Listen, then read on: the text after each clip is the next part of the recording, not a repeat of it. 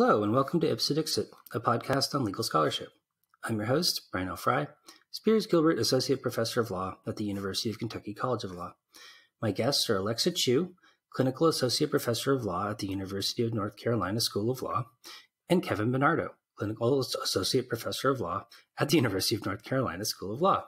We will discuss their article, Citation Stickiness, which will be published in the Journal of Appellate Practice and Process. So, Alexa and Kevin, welcome to the program.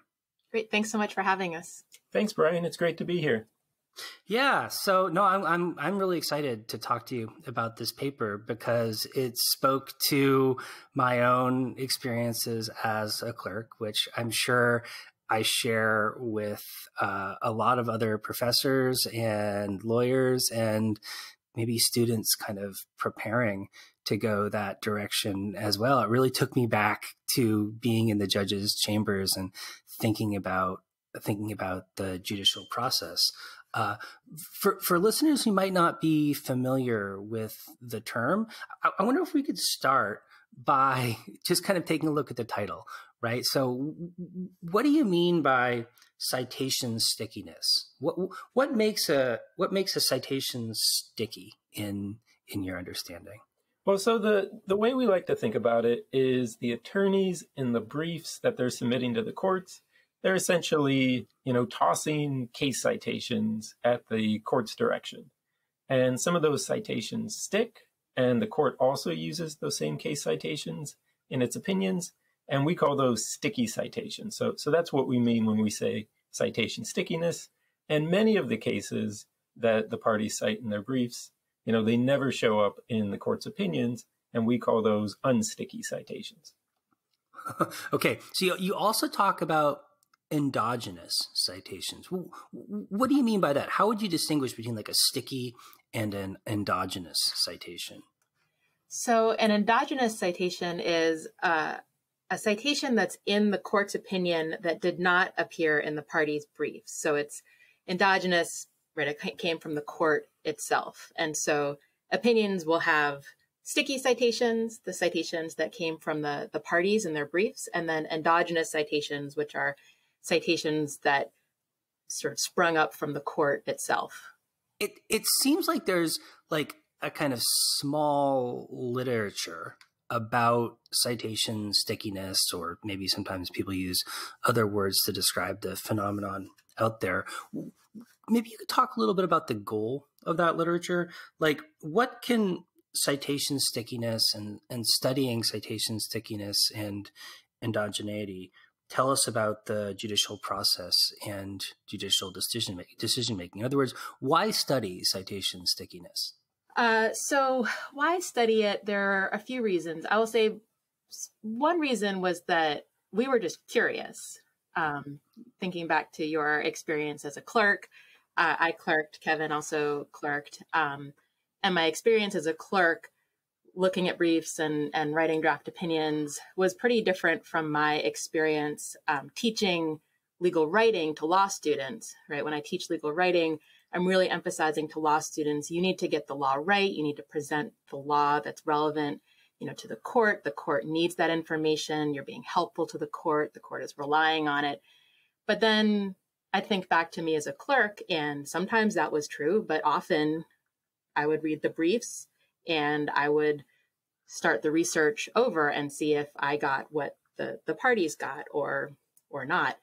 And so I was, as I got into teaching more and more, I was thinking about like, this seems inconsistent with my experience. And then talking with other folks who clerked, other folks had similar experiences.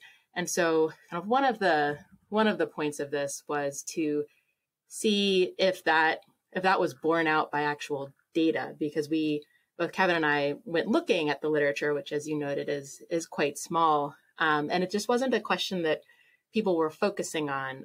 There are many citation studies out there, but not very much on what gets transmitted from the parties to the court. And so a few things we thought that would be helpful about actually doing this and getting a baseline for, what percentage of the cases cited in opinions are cited first by the parties, was both to help lawyers know kind of what happens with the cases that they cite in their briefs, right? We only have kind of big overall numbers, and there's only so much you can do with that to trace back to a particular brief in a particular case.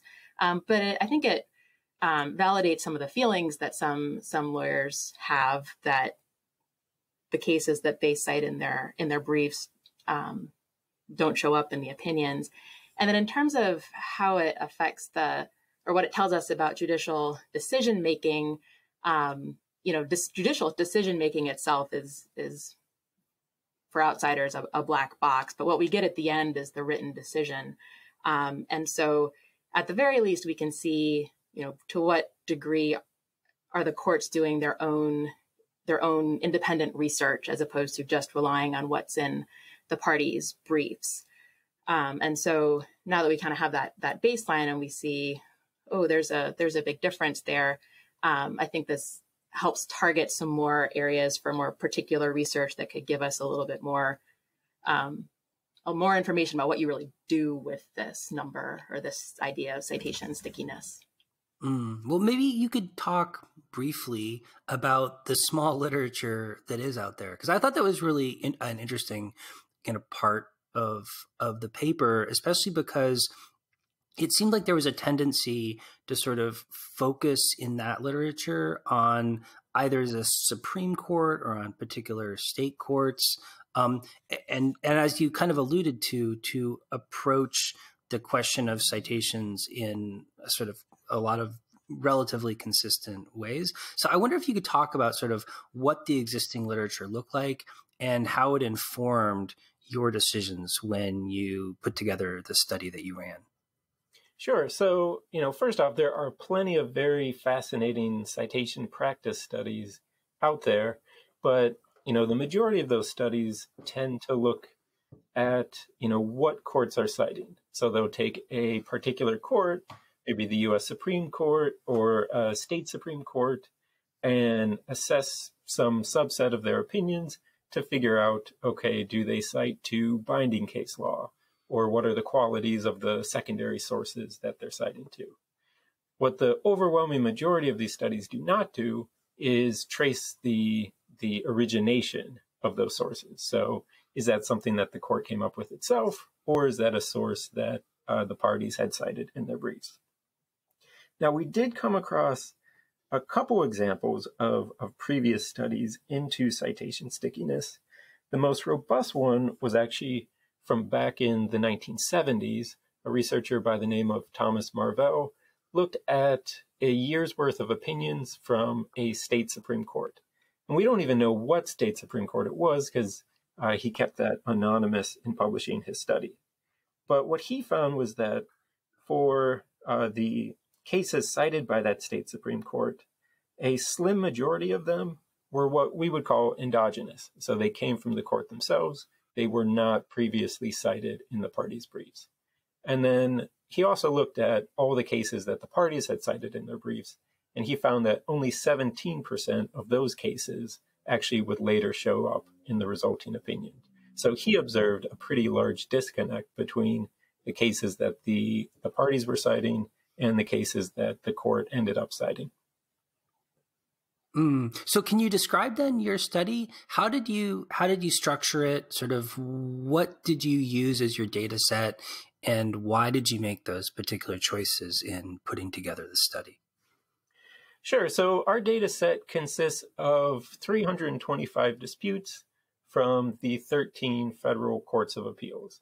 So that came out to 25 disputes from each of the 13 circuits. And what we did was essentially we figured out what our research parameters were, and then we grabbed the first 25 cases from each of the 13 circuits that met those parameters. So some of the parameters that we imposed was, first off, we wanted opinions that were authored. So we got rid of any per curiam opinions. We also excluded any unpublished opinions.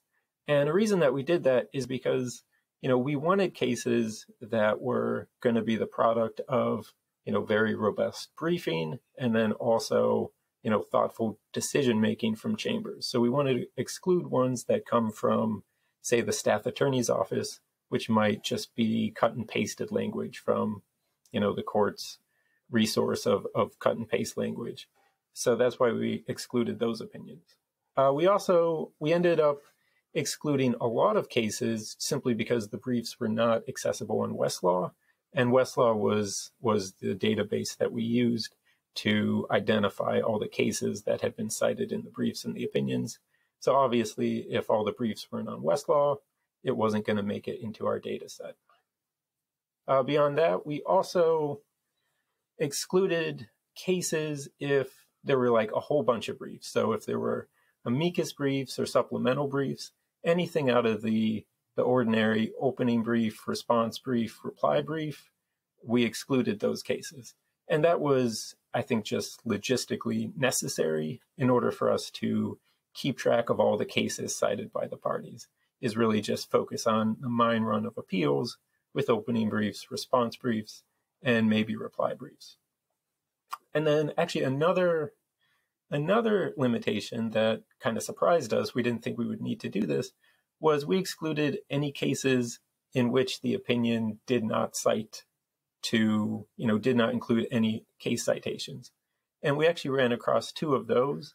They were both authored by Judge Posner, then of the Seventh Circuit. And we figured if we're doing a study about where do judicial opinions get their case citations from, we should actually be looking at opinions that contain case citations in them. So excluding the outliers, as it were. Exactly. Yeah. I mean, it does make sense to leave out cases with a lot of briefing, too, because it seems like, especially if there's lots of amicus briefs, it could suggest that it's a sort of uniquely contentious or political case in which courts might be tempted to look outside the record for additional insights. Exactly. And then also, if there's amicus briefs, that kind of would, corrupt our claims of like, is the court getting the citations from the parties or from itself? And an amicus brief would then bring in, essentially another actor into the equation. Is the court getting its citations from the amici? Okay, so maybe you could talk then a little bit about your initial findings from the study. I mean, just looking at it as a kind of a big picture aggregate data set, what did you end up seeing in terms of both stickiness and endogeneity of citations? So the big overall finding for all of the citations or all of the cited cases and all of our 325 disputes was that 49% of the cases cited in the opinions we looked at were sticky, which meant that 51%, just a smidge over a half, came from the court itself. They were endogenous. And we were surprised by that. I think we both thought it would be a little higher or maybe a lot higher. But I mean, that's the big takeaway is less than half of the cases cited by the courts and those opinions that we looked at came from the parties' briefs. And then we also looked at how many of the cases cited in the briefs made it up into the opinions. And over all of those citations, I think we had a little over 23,000 case citations in all of the briefs that we looked at. I think about 16% of those cited cases made it up into the opinions, which again was, I think, a little lower than we were expecting. But lines up really, really well with what Marvell found in his study, even though that was done with a different set of courts 40 years ago before electronic research. His numbers were really similar, just under 50%. And I think his percentage of cases coming from the briefs was like 16 or 17%. Yeah. So, I mean, one thing that really struck me about the study is that it's just so hard to know in any objective sense whether the perceived stickiness and endogeneity are high or low. And especially this sort of correspondence with the Marvell paper that you note. I mean, it seems like we would expect the stickiness to be potentially lower given how much easier it's gotten for courts to do their own research. So in a sense, it almost seems like it might be surprisingly high, just kind of from a historical perspective. Yeah, I think that's right. I know in some of the research literature, the research about research, that was one of the big theories once we moved to electronic research, was that when everybody did their research in the West books, right, in the West Digest system and their key numbers, that was such a limited universe that everybody shared, that the things that people cited would be much more common, and people would be more likely to cite the same things. And then once we went to electronic research, you're fishing in this huge pool of information, and so the chances that you'd be citing something different from another researcher or another attorney, would go up. And so I think that you're right, that is surprising that it didn't go down over 40 years. Mm-hmm, mm-hmm. Well, in your study, you coded for some other factors as well. I mean, maybe you could talk a little bit about what factors those were, why you chose them, and whether you saw any variability on those factors that seemed to potentially supply any kind of explanatory information. Sure. So one of the first things we looked at was, because we had 25 disputes from each of the circuits, was just comparing the circuits to each other to see whether there were any large outliers in terms of stickiness. And while, there were some differences among the circuits, there weren't any extremely large outliers. And, part of what surprised us was that, the circuits, of course, they're each their own solar system of precedent. So their pool of binding authorities is quite different, especially for some of the circuits which are newer, like the 11th Circuit or the Federal Circuit. So, we kind of assumed, especially for those circuits, that perhaps the stickiness rates might be different. Perhaps, everyone was going to be citing to the same authorities, but we really didn't find any meaningful difference going from one circuit to another. And then we also looked at different characteristics of the cases. So we looked at whether, the underlying disputes, whether they were criminal or whether they were civil, and also what topics they covered. And we just stuck with what Westlaw said the topics were, rather than trying to discern that ourselves. And we found basically no difference in the stickiness between opinions in civil cases and opinions in criminal cases. Criminal cases were like a little stickier, 51%, than civil opinions, which were 48% sticky. But it's not a meaningful difference. And then looking at the Westlaw topics, we just looked at the ones where there were at least 10 of the opinions we looked at were all in the same category. And so there were just a handful of those, and the stickiness also it varied, but not by a huge amount. So bankruptcy was the least sticky Westlaw topic. 41% of the cases cited in those bankruptcy opinions came from the briefs. And then the category of government, which I don't think I actually could describe what that contains, but Westlaw's category of government was 53% sticky. So 53% of the cases cited in those opinions came from the parties. And then, there were some numbers in between, but it worked out to just really about 50%, which was in line with, again, like the civil and criminal cases and our overall stickiness. Yeah, and you coded for judges, as I recall, as well.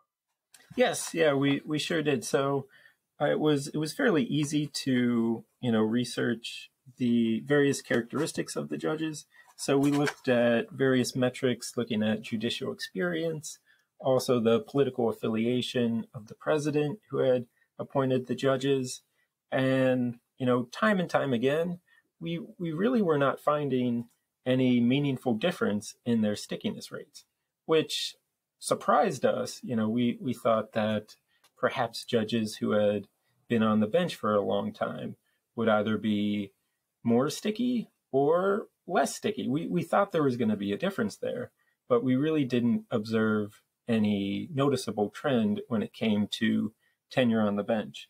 And then one that I'll say for myself, I was really surprised there wasn't a stickiness difference for, was for judges sitting by designation.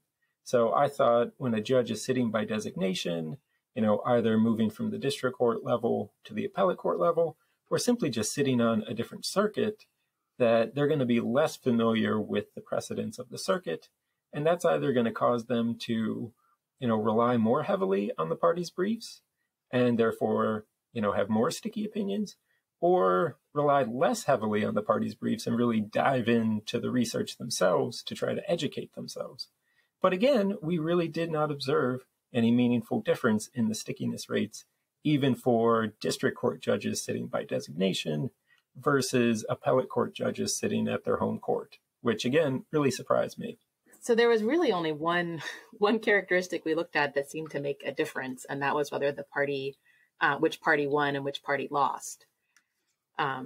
Basically, everything else we looked at didn't seem to affect stickiness too much one way or the other. And what kind of effect did that have? So if a party won, then the I guess percentage of sticky citations in the opinions that came from the winner was higher, 41%, than the percentage of sticky citations that came from the loser, which was 32%. So that was a 9% difference. But again, not a huge difference. Meaningful maybe, but not I think very remarkable. One of our takeaways was that, if you want the court to use your citations in its opinion, you should simply win the case, because that was the only characteristics that we've really found a meaningful difference on. So I was wondering, after running the study, crunching the numbers, sort of analyzing the data, did you have any kind of preliminary thoughts about sort of why we would see this particular level of stickiness and endogeneity, and in particular, why we would see this sort of interesting kind of stability in both factors over time? So we had many thoughts about this, and one of the limitations of our study is that we can't actually answer. Our study doesn't give us actually any information about the why, but we certainly had some theories, and other folks we've talked to about the study have contributed some ideas too. So, about the, why is the number what it is? One thought is that something is not working the way folks think it should in the judicial system, right? So the kind of in the ideal world that, maybe we talk about with law students, or that we talk about, kind of a simplified discussion of how the court system works, the adversarial system works, right? We have two adversarial parties fighting about the same dispute. They each do their research. They find the precedents that are most useful to their sides, plus, any other precedents that are likely to control that they ought to bring to the court's attention. And they bring, each side brings their universe of cases up to the court.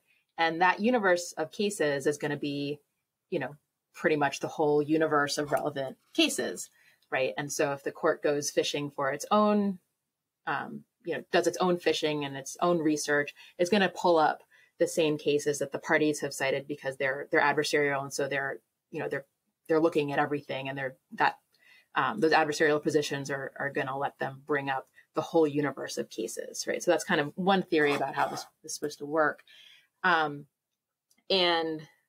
what 49% stickiness says is that that's not what's happening, right? And why? So it could be that the briefs are insufficient, right? The parties aren't bringing the research that the courts need to make their decisions to the court's attention. Another idea is going the other way, that courts are ignoring the parties' briefs. The courts are resolving different issues than the ones that the parties have brought to them.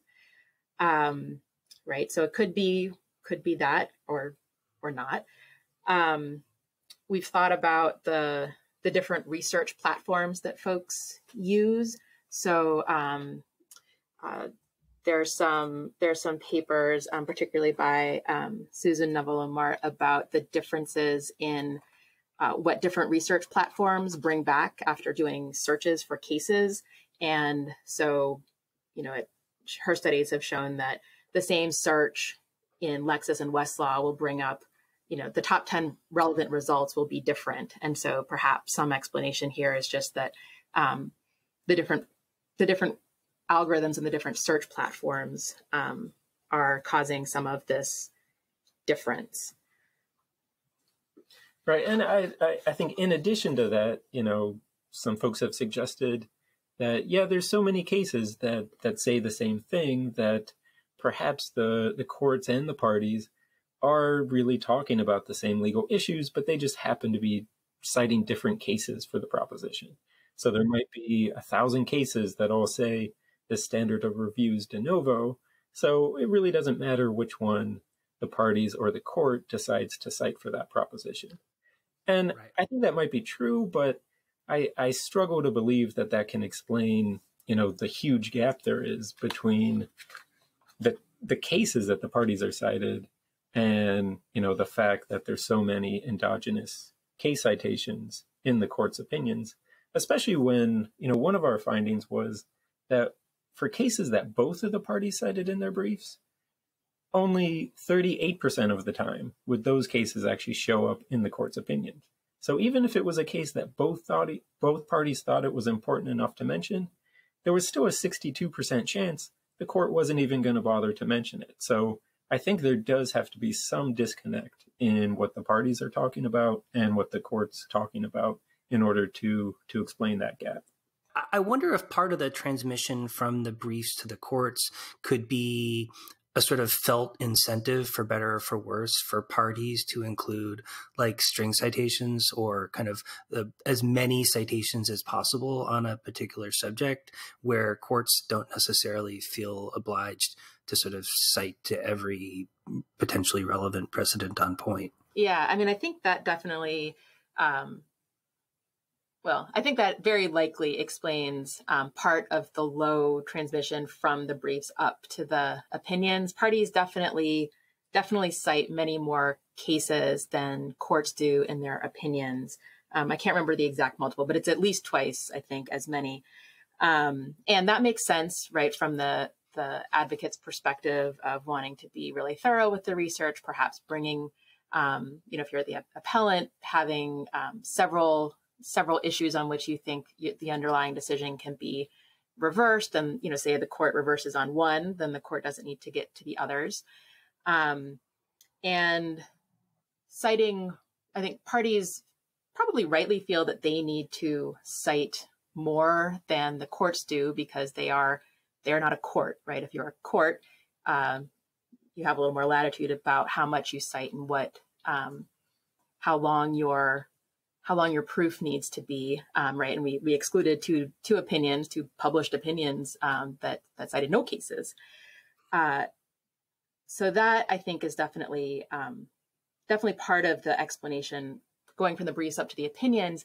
But I think that would cut the other way, thinking about the stickiness in opinions, because the more cases the parties cite, the bigger that universe is for the court to pull from, right? The court to get citations from, so to put in their own opinions. And so I would think the more cases that the parties brought up to the court, the higher the stickiness would be in the judicial opinions. I wonder if some of the endogeneity could be explained by courts citing non-precedential opinions in order to kind of offer support for novel propositions that a particular certain circuit hasn't directly addressed or considered before, but that another circuit has. Oh yeah, absolutely. I mean, that could be one factor. I think that helps explains it. And I think for future researchers, having our number and Marvell's number as a baseline will allow us and other folks to look at specific types of citations to see if, citations to non-binding authorities are more sticky or less sticky than the average citations, or even looking at amicus briefs to see if the citations in amicus briefs are more or less sticky than the parties' briefs. And, that'll give brief writers a sense of, is it worthwhile for me to include these non-binding authorities? Or maybe, is it worthwhile for me to even file an amicus brief in this case? One thing I was wondering as well about some of the more granular data you presented in the study was whether some of the kind of low-level variability in stickiness and endogeneity among particular judges might be at least partially a function of the clerks rather than the judges themselves. I mean, maybe some of this is just some, different clerks having different practices when it relates to sort of pulling citations or pulling authority from the briefs as opposed to finding authority on their own. I think that definitely could be, and likely is part of the explanation. How clerks work is kind of in that black box of judicial decision making. Different judges have different procedures for their clerks and different cultures in terms of how their clerks are to work. And then, of course, individual clerks might make their own decisions. I have heard even some clerks or former clerks say that they purposefully tried to find cases that the parties hadn't cited to include in opinions. Although for exactly what reason, I don't know. Right. So certainly that would affect the stickiness of a resulting opinion. And I know there are some folks out there talking to clerks and getting information from clerks about how they research. But that is not a question we can answer, but I think is probably an explanation for some of this. And maybe that's part of what you asked earlier, and I don't think I answered, why has this number stayed stable from Marvell's study 40 years ago to our study today? I mean, it just might be, this is what an average is. It's the average of all these different people making their quirky decisions, and it ends up around 50%. So in closing, Alexa and Kevin, I wonder if you could talk a little bit about where you see this kind of developing kind of study of stickiness in judicial citations going forward in the future. I mean, I found this study really fascinating and provocative. And, I wonder if you have thoughts about where it ought to go next. Well, I'm glad you found it interesting and thought-provoking. So I have, we both have ideas about where it could go or where it should go. The paper has gotten some interest from some of the legal research folks, like the actual research platforms, and perhaps it'll be a metric that they can calculate. Obviously, something like case text can calculate this much more easily than we can from our computers in our offices at a law school.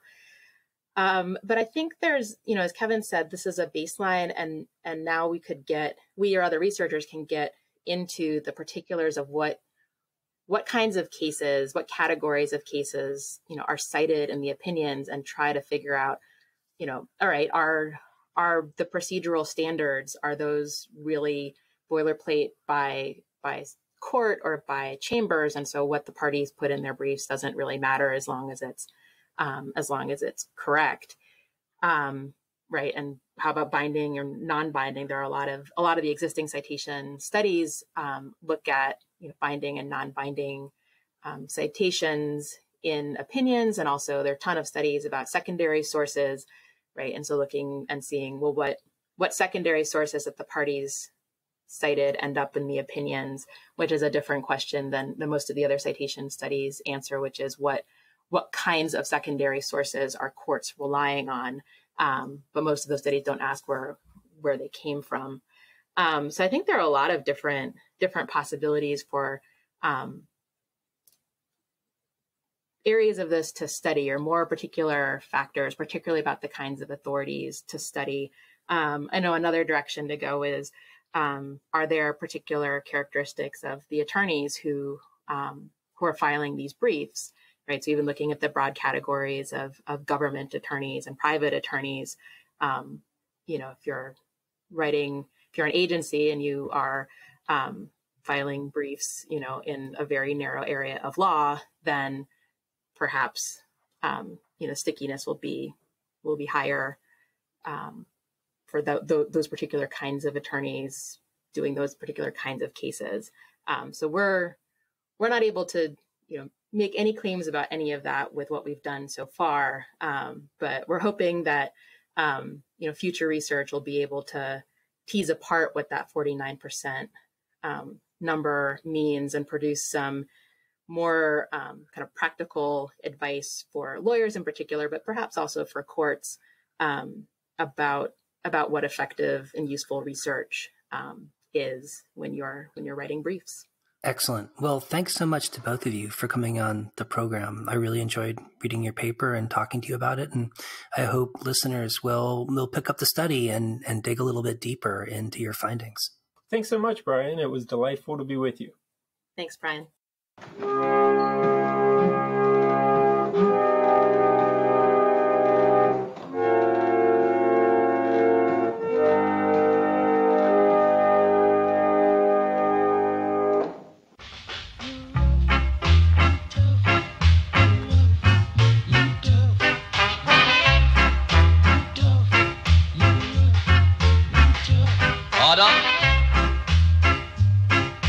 My court is in session. Will you please stand? First, allow me to introduce myself. My name is Judge 100 Years. Some people call me Judge Dread. Now, I am from Ethiopia. To try all you rude boys for shooting black people.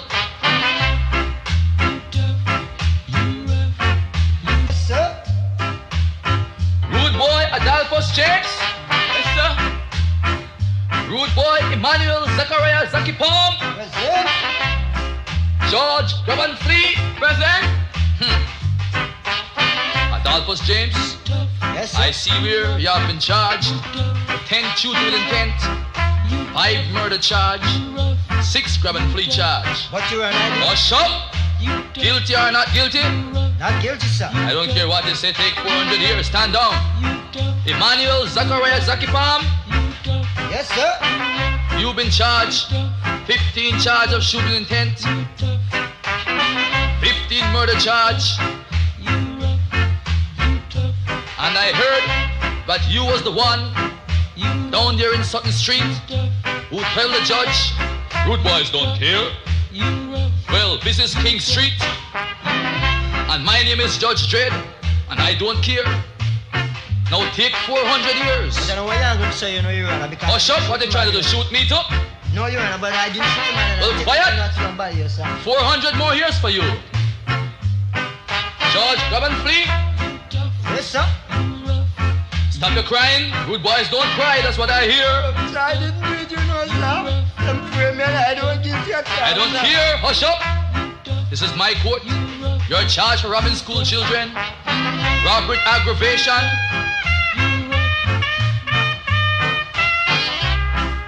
Man, I take my sentence to you, know, son. Is you shoot the man, you know. And you say them about if a judge come try, you know, son. I take my sentence to you, know, sir.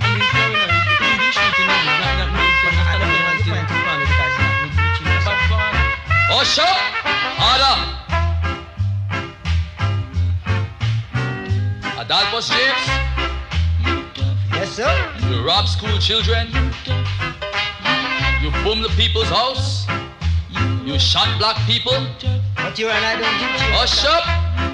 Just for talking, I now charge you for contempt, and that is a separate 100 years. I hereby sentence you to 400 years. I said hush up, hush up! You are sentenced to 400 years and 500 lashes. I am going to set an example. Rude boys, don't cry, don't cry! When I was in Africa, I hear you were tough. I'm not guilty, Court adjourned, take him away.